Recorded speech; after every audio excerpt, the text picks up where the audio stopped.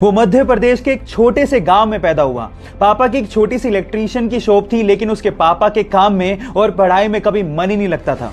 वो कुछ बड़ा करना चाहता था, इसके लिए वो मुंबई शिफ्ट हो गया। लेकिन 8 साल तक स्ट्रगल करने के बाद जब उसके हाथ में कुछ नहीं लगा तो वापस गांव आ गया। लेकिन उसने सोचा कि क्यों ना एक बार और कोशिश की जाए। इसके लिए वो वापस मुंबई आया और मोटिवेशनल रैप सॉन्ग्स लिखने शुरू किए। उसने अपना पहला रैप सॉन्ग लूजर नाम से 2016 में जैसे ही यूट्यूब पे अपलोड किया, वो रातों रात वायरल हो गया। वो एक ऐसा रैपर था जिसने कभी भी अपना सॉन्ग किसी भी बड़ी म्यूजिकल कंपनी को नहीं बेचा और हमेशा अपना सॉन्ग यूट्यूब के अपने चैनल पे अपलोड किया। फिर अकेला हुआ तो पता लगा मेरा हिम्मत ही मेरा असली साथी है, और इस लड़ाई को लड़ने के लिए मेरा खुद का साथ ही मेरे लिए काफी है। एक आवाज बोलती थी खत्म नहीं हुआ बे, पिक्चर अभी बाकी है। हर कुत्ते का दिन आता है साले, फिर तो तू एक छोटा हाथी है। बंदे का नाम है डीनो जेम्स। गाइस, छोटे से गांव से निकले इस रैपर के लिए एक हार्ट तो बनता है। पिकासो के एक पेंटिंग एग्जीबिशन में एक महिला पिकासो के पास आकर एक पेपर और पेन देकर कहती है कि पिकासो, मैं आपकी बहुत बड़ी फैन हूं, क्या आप मेरे लिए कुछ ड्रॉ करेंगे?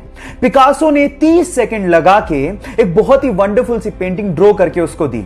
उसके बाद वो थैंक यू कह के वहां से जब जाने लगी तो पिकासो ने पीछे से आवाज लगाते हुए कहा कि एक्सक्यूज मी लेडी, इस पेंटिंग की कीमत $1 मिलियन है और आपको पे करनी पड़ेगी। तो उस महिला ने जवाब दिया कि क्या बात कर रहे हो पिकासो, आपने सिर्फ 30 सेकंड लिए और आप $1 मिलियन मांग रहे हो? तो पिकासो ने कहा कि इस पेंटिंग को 30 सेकंड में बनाने में मुझे 30 साल की मेहनत लगी है। गाइस, यहां सीखने लायक बात यह है कि किसी चीज को शिद्दत से सीखने में आपके द्वारा लगाया गया वक्त अनुभव में बदलकर उस वक्त की कीमत जरूर चुकाता है। उसका जन्म मुंबई के एक चोल में एक स्टंटमैन के घर पे हुआ। पिताजी को काम के इतने पैसे नहीं मिलते थे, इसीलिए वो चाहते थे कि उनका लड़का कम से कम पढ़ लिख कर एक नौकरी लग जाए। इसके लिए उसने इंजीनियरिंग की पढ़ाई पूरी की। लेकिन इसी दौरान जब उसे एक जॉब का लेटर मिला तो उसने अपने पैशन के लिए उस जॉब के लेटर को फाड़ते हुए कहा कि वो 9 से 5 की नौकरी के लिए नहीं बना है। इसके बाद उसने गैंग्स ऑफ वासेपुर में एज एन असिस्टेंट काम शुरू किया और फिर पीछे मुड़ के कभी नहीं देखा। मसान मूवी से उसने सबका ध्यान अपनी तरफ खींचा, राजी मूवी से सबके दिलों में जगह बनाई और संजू मूवी के कमली किरदार से उसने सबको रुला के रख दिया। फिर उसके बाद उरी मूवी में दमदार किरदार करके नेशनल अवार्ड तक जीता।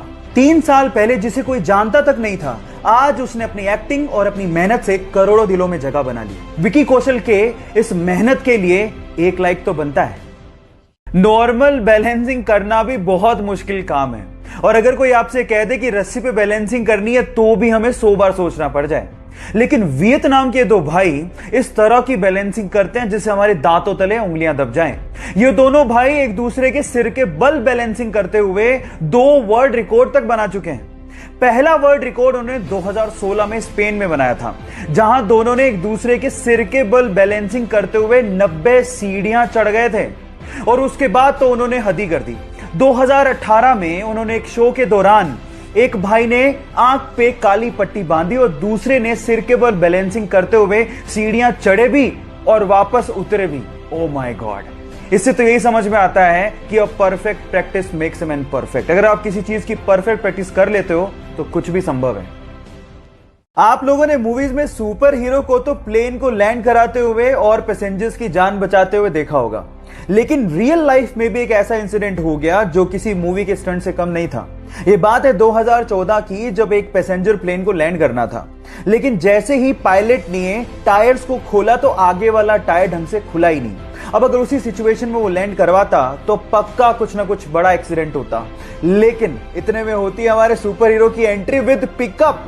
वो एक जीप लेके आता है और आगे के टायर को करवाता है लैंड अपनी जीप में और फिर प्लेन ढंग से लैंड होता है।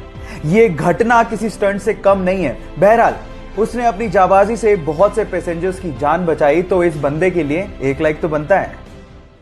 लाखों बच्चों को पीछे छोड़ते हुए एग्जाम में टॉप करना कोई छोटी बात नहीं है, और कुछ ऐसा ही कर दिखाया पिछले साल के 10वीं एग्जाम के रिजल्ट में नंदिनी गर्ग ने, जिसने 500 में से 499 नंबर बनाए। अब उसकी सक्सेस के पीछे टोटल 5 रीजंस हैं जो उसने शेयर किए। नंबर 1, एनसीईआरटी से अच्छा बुक है ही नहीं, बहुत ध्यान से पढ़ो। नंबर 2, 5 से 6 घंटे का रेगुलर स्टडी जरूर करो और जो नॉन प्रोडक्टिव काम है उन्हें छोड़ दो। नंबर 3, रिवीजन सबसे इंपॉर्टेंट है, यही है सक्सेस का असली मंत्र। नंबर 4, एग्जाम में लिखने का तरीका ठीक से रखना बहुत ज्यादा जरूरी है, क्योंकि काफी बार हमें बहुत कुछ आता है लेकिन लिख ही नहीं पाते। और नंबर 5, हर एक क्वेश्चन के लिए टाइम डिसाइडेड होना चाहिए। ऐसा नहीं कि हमें ज्यादा आता है तो हम लोग टाइम का ध्यान ना रखें। सो ये 5 रीजंस हैं जिसकी वजह से उसने टॉप किया। आप इन रीजंस को अपना के टॉप कर सकते हैं। मुझे आज भी याद है कि सन 2014 में दिल्ली का एक साधारण सा लड़का रातों रात सेलिब्रिटी बन गया था। कोई भी न्यूज चैनल खोल रहे थे, उसका इंटरव्यू आ रहा था, उस पे मेम्स बन रहे थे। रीजन क्या था? रीजन था सीबीएसई 12th बोर्ड का रिजल्ट। उसने ओवरऑल 12th में टॉप किया था। नंबर आए थे 500 में से 498। उसके फिजिक्स में, मैथ्स में, केमिस्ट्री में और इकोनॉमिक्स में 100 में से 100। बंदे के 2 नंबर कटे इंग्लिश में। लेकिन उस बंदे से ना आप कुछ सीख सकते हो। टॉपर की स्ट्रेटेजी क्या होती है? नंबर 1, उसने पूरे साल तैयारी की। नंबर 2, पेरेंट्स का कोई दबाव नहीं था, लेकिन बंदे ने रिस्पॉन्सिबिलिटी उठाई और अच्छे से पढ़ाई की। और नंबर 3, उसने ऐसा नहीं था कि सिर्फ पढ़ाई ही की, उसने अदर एक्टिविटीज में भी बराबर पार्टिसिपेट किया। तो मेरा आपसे एक सवाल है, क्या आप पूरे साल भर से तैयारी कर रहे हो या रात भर में ही लगे हो? जवाब देना मत भूलिएगा।